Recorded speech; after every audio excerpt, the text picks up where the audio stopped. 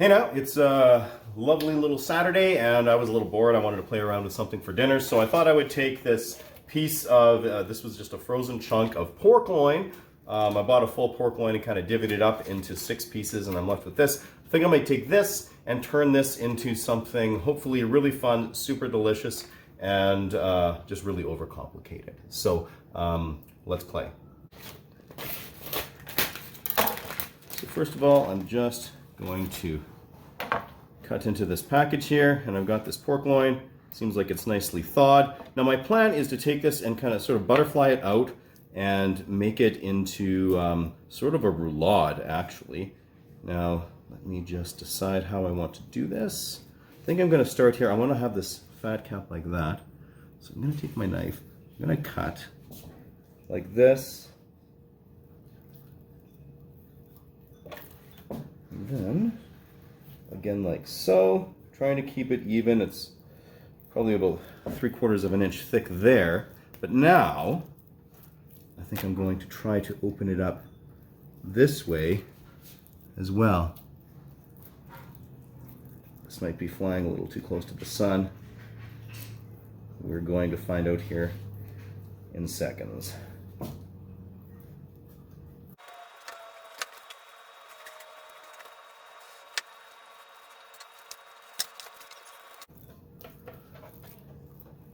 All right, fantastic. So here we are. I got this out. It got a little thin. It actually got a little split there in one part. But guess what? That's not going to matter based on the plans I've got for this. So I'm just going to gather my other ingredients here, and we can start to get this loaded up.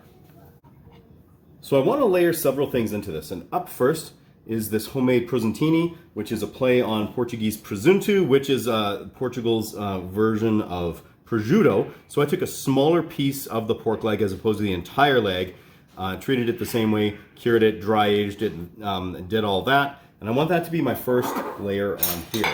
So I'm just going to take some strips of this, lay it across, and I'm happy that I've got some nice bits of fat here still on that. They should hopefully melt right into this meat, which would be delightful. Another bigger piece, just like this, and a couple of smaller ones here. I'll run these across like so, and I'm glad I've got some small pieces. Perfect, just like so.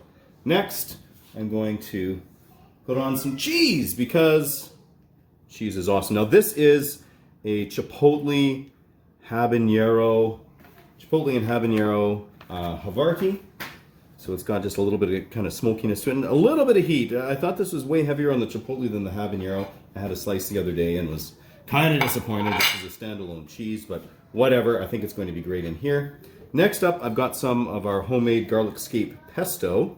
I actually froze this, and I just thawed it out today. It was just in that mason jar in the freezer, sorry. I'm just gonna kind of smear this around. This will give it obviously a nice garlickiness, but then also some of those almost chive-like flavors. Nice, pungent, flavorful.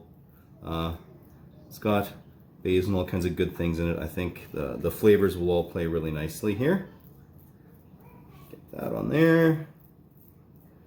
And I don't think I'm done yet. I have got some of this homemade onion jam. So this is a little sweet from the caramelized onions. Oh, it's going to offer up some really nice flavors here, I think. And it's also nice and juicy. So I'm hoping to avoid risking drying out this pork.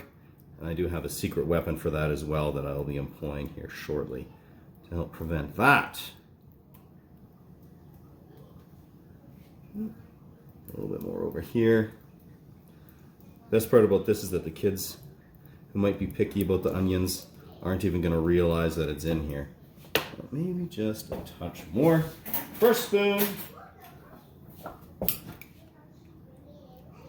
There we go.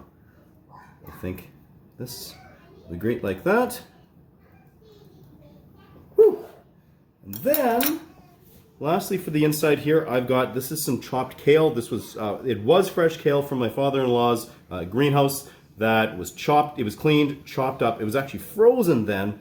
So all I did today was just thaw it out and then kind of wring it out a little bit, because when you freeze it like that, it's just like buying chopped frozen spinach where it's really, really juicy. And I didn't want to have too much water going on here. It's that fine balance between having this meat, you know, preventing it from drying out and having it just be wet. So, oh yeah. Plus, hey look, I got all my veggies right here. Fantastic. Now I want to try, let's see, I am going to season this a little bit here. So I'm just going to take some kosher salt, sprinkle it in here. It'll be kind of all throughout, and then just a little fresh cracked pepper as well. And then I think there's enough other flavors going on here with the onion jam, the garlic scape pesto. We've got that cheese, all kinds of stuff. Woo! Fabulous. Now, I'm going to go ahead, I'm going to see, normally I would roll this towards myself, but for the purposes of this video, let's try to roll it this way. Just like that, just kind of tucking and rolling those, tucking those ingredients in there like that. There we go. Haha! Now, it kind of looks like a really large pork tenderloin. So I took that small piece of loin, I got it here. We wind up with quite a bit more now that I filled it up with stuff. I'm just going to kind of squeeze it here, help it all hold together. And now it's time for the secret weapon. Secret weapon, of course, is bacon. I'm using store-bought bacon for this. And I usually do that if I'm going to do any sort of bacon wrapping or bacon weave, which is exactly what I'm going to do today. I find that the homemade bacon is just a little bit firmer, and it's I prefer it to the store-bought bacon, so I usually like to cook it as its own sort of thing, as opposed to using it as an ingredient where you might not quite notice the quality as much when all is said and done. So, here we are. Just lay these out and prepare for the weave.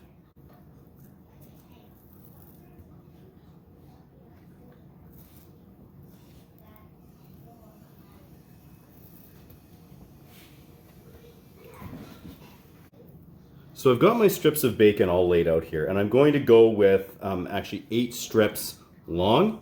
And I'm taking these, and this is the other reason I like to use store-bought bacon when I'm bacon wrapping, is I find you can kind of stretch it a little bit easier. So I take it and I like to just give it a little tug, and it lengthens out a little bit, which makes it way easier to do this weave. You cover a little bit more space. There we go. Next, I'm going to do the same thing here, kind of tugging these. I'm going to start back here. Now, the trick is just to pull up every other one of those strips. And then I'm going to lay this across like so, right at the edge. I'm going to tuck back. The first one's super easy. After that, it gets a little bit rougher because you have to pull back these ones here. And just repeat and continue to alternate the whole way.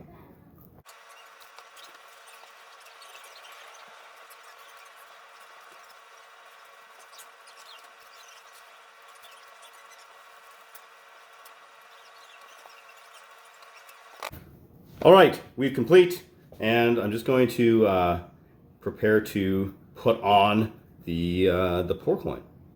So because this pork loin is going to go right on top of this weave here, I am not concerned at all about seasoning the outside of this pork. That's why salt and pepper and stuff just went on the inside, because this is going to have all the saltiness and flavor of this bacon here. So once I've got it there, I'm just slowly rolling it. This time I'm going towards myself, just like that, taking the edges here, rolling it up and around, tucking it on the edges so that they are also covered. And ta-da! Just like that, we've got a bacon weaved pork loin roulade thing. that I'm going to smoke now. But while the smoker's heating up, I'm going to take this, and I've got one final trick. So the final trick is plastic wrapping. So I have, I put 2 strips of plastic wrap slightly overlapped, and then one in the middle, and I've got them nice and long, and I'm just going to reach over here and snag this right there. Beautiful. Now I'm going to quickly rinse my hands and roll this up. Okay, all nice and clean now, which is important because then this way, like, I'm not actually going to be touching the outside, or touching that pork loin again right now. So I've got it all nicely rolled up. And then you can do it almost like a sausage here. Just kind of spin it like this. And that gets it all nice and tight and shaped here, just like that. Now, if I wasn't going to cook this right now, I could go ahead and just toss this in the fridge. It would actually set up a little bit more. But then when you're doing it like that, you are cooking a colder product, right, when you bring it out. So if you were to do this the day before, you might want to pop them out and just let them warm up a little bit before you go to cook. But either way, I'm going to let this sit for a few more minutes, and then we can get this on the smoker. So I'm going to be smoking this on my Pit Boss 700 FB. And actually, before I do that, I should probably unleash the roulade here. Get it unwrapped. Just like that. Beautiful. Okay. Super happy with this pellet smoker. Hasn't let me down on any of the projects that I have done to date.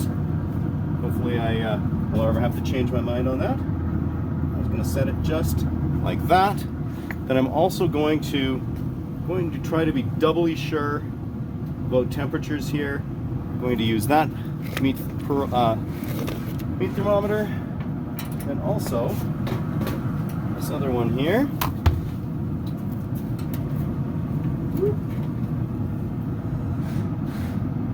Tuck it in just like that. Beautiful. Okay, and I've got this at 250 degrees Fahrenheit, and I'm just going to let it smoke at that temperature for now. We're just over an hour in here, and yeah, this is starting to look kind of nice. It smells amazing out here. I'm using it's a competition blend. I think it's apple, cherry, hickory, that kind of thing. It smells delightful. So we are just over 2 hours in. This is looking really awesome. I threw some cooked but chilled down potatoes in here too, just to heat up. I think because our temperature we're right around 160-ish here almost. I'm just going to crank the heat in here a little bit, just to crisp up that bacon a little bit more. After a few minutes at 350, this got exactly where I wanted it, so I just killed the heat and let it sort of rest in here. Potatoes are all done, so it's time to slice this up. All right, time to slice into this bad boy. Look at that. Woo! I think we could have done worse. Yeah, exactly. I'm just gonna slice this all up, and then we can taste.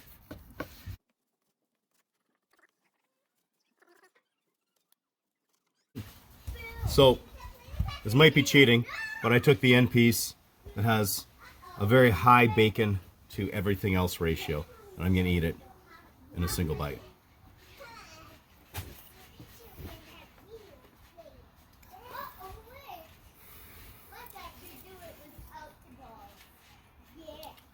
I'm in ecstasy, and my wife is making fun of me silently.